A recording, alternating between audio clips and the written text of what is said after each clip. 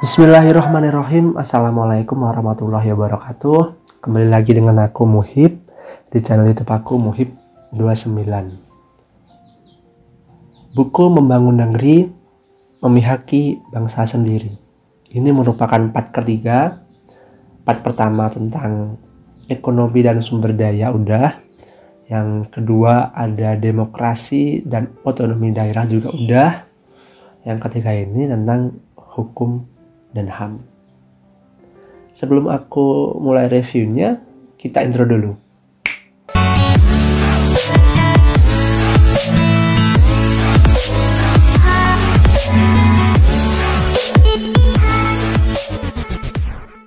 Oke, teman-teman, jadi bukunya ada di samping kiri aku.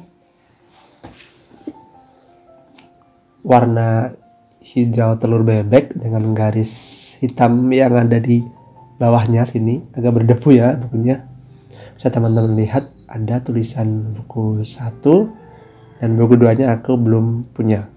Ya memang seperti ini untuk covernya sederhana, namun isinya dibagi 3 poin yang luar biasa. Seperti yang aku katakan tadi di intro atau di awal, part ketiga ini membahas tentang hukum dan HAM. Sebenarnya part ketiga pembahasannya ini sangat berkaitan erat atau sangat dekat banget lah dengan part kedua tentang demokrasi dan otonomi daerah. Semisal materi dalam aspek hukum mengenai hubungan pusat dan daerah karya dari Adi Pangerang Munta. Poin yang bisa aku simpulkan dari part ketiga ini adalah penguat atau menjadi landasan hukum atas part kedua yang membahas tentang otonomi daerah. Namun part ketiga ini lebih menekankan kepada apa sih yang cocok dengan Indonesia, sistem apa sih yang cocok dengan Indonesia. Nah, dari tulisan Andi Pangerang Munta, aku bisa membagi 3 bagian juga. Sistem otonomi seperti apa sih yang cocok dengan Indonesia? Nah, dijabarkan dulu nih oleh penulis. Ada sistem otonomi material, formil, dan real. Oke, coba membahas ketiganya dengan bahasa yang sederhana yang aku bisa pahami.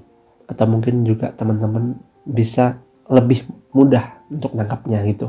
Sistem otonomi material atau rumah tangga material adalah hubungan antara pemerintah pusat dan pemerintah daerah. Ada pembagian tugas yang sangat rigid atau sangat rinci melalui undang-undang. Kedua, sistem otonomi formil, yakni tidak ada perbedaan secara mendasar antara urusan pemerintah dan urusan daerah, pemerintah daerah.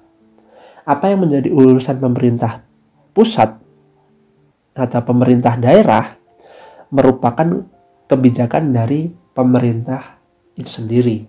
Nah, sedangkan sistem otonomi real yang ketiga, sistem yang berdasarkan kepada keadaan atau faktor-faktor yang nyata sehingga tercapai harmoni antara tugas, kemampuan, dan kekuatan baik di dalam pemerintah pusat maupun pemerintah daerah.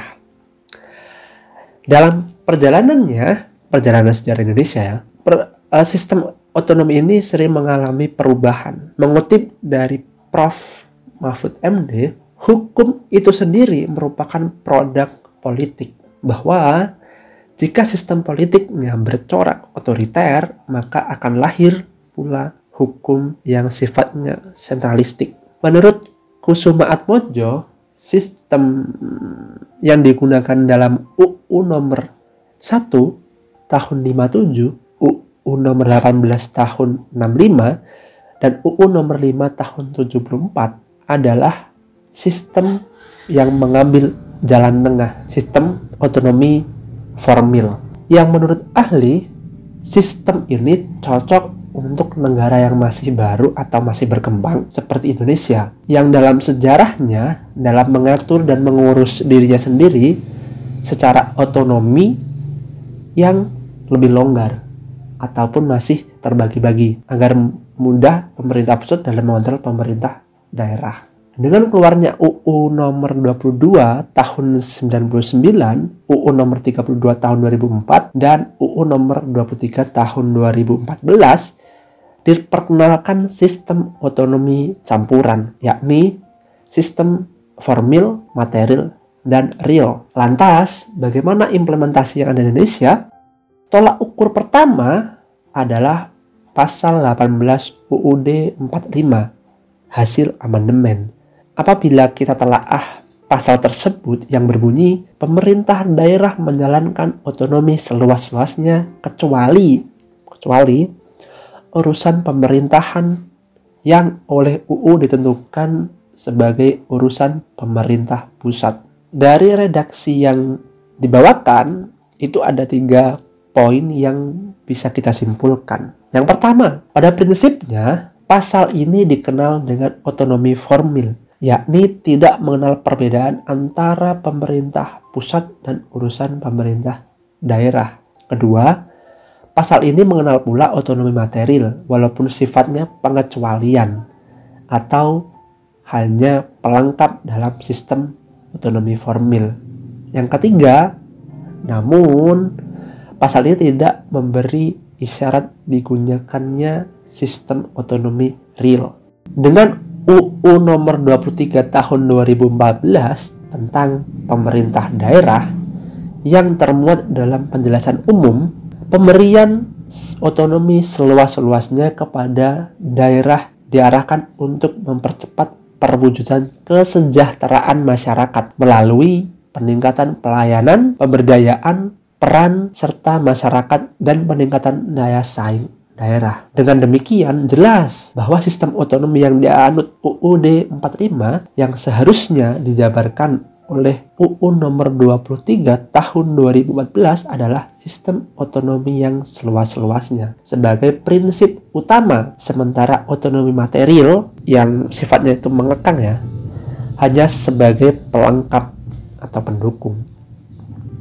Konsekuensi yang kita rasakan adalah adanya keterbatasan keuangan daerah dalam merencanakan berbagai kebijakan sesuai kebutuhan masyarakat di daerahnya masing-masing. Dengan demikian, akibatnya adalah kesejahteraan masyarakat yang menjadi tujuan otonomi daerah terganggu akibat kurangnya keleluasaan dalam mengatur dan mengurus berbagai hal oleh daerahnya itu sendiri. Poin selanjutnya adalah HAM, hak asasi manusia. Aku bisa menyimpulkan sedikit atau mencuplik dari tulisan Herlambang Wilatraman tentang politik Berlusconi dan kebebasan pers di Indonesia melalui studi sosio-legal. Tulisannya seperti ini.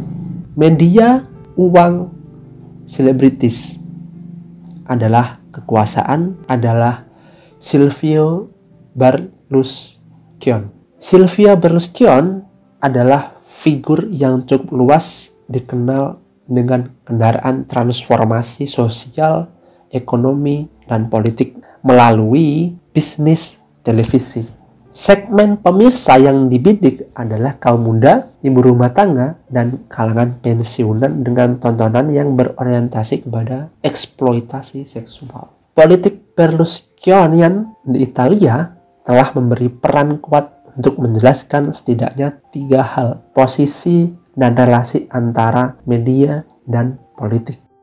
Sekarang, bagaimana dengan kontestasi politik nasional elektoral dikaitkan dengan konsolidasi politik ekonomi media?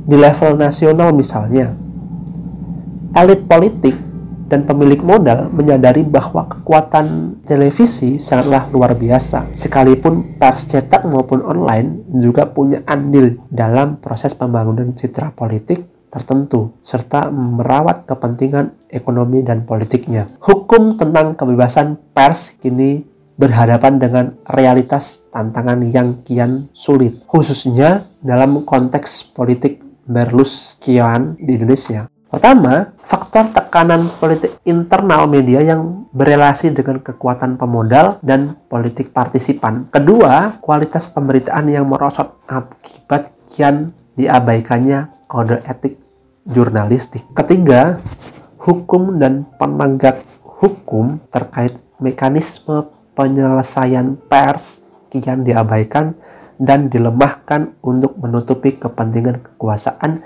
yang terus menggunakan media sebagai politik dan tak lagi tersembunyi. Keempat, impunitas kian menguat terutama bila terjadi kekerasan terhadap awak media. Oke teman-teman, untuk video tentang buku Membangun Negeri, Memihaki Bangsa Sendiri, sebenarnya banyak poin yang bisa aku sampaikan. Cuma waktunya sih yang terbatas, jadi beberapa poin saja sih yang bisa aku sampaikan. Untuk lebih lengkapnya bisa teman-teman beli buku ini. Coba search di internet juga banyak tentang ekonomi, birokrasi, politik, ekonomi dan sebagainya. Nah, terkait politik Berlusconi nanti bisa aku buatkan video tersendiri. Apa sih itu politik Berlusconi di Italia? Nah, nanti agak di next video. Itu saja dari aku. Bila ada kurangnya bisa teman-teman memberikan kritik dan sarannya di bawah. Bila ada lebihnya bisa teman-teman share dan berikan kepada teman-teman di sekitar atau lagi juga. Itu saja dari aku. Wassalamualaikum warahmatullahi wabarakatuh.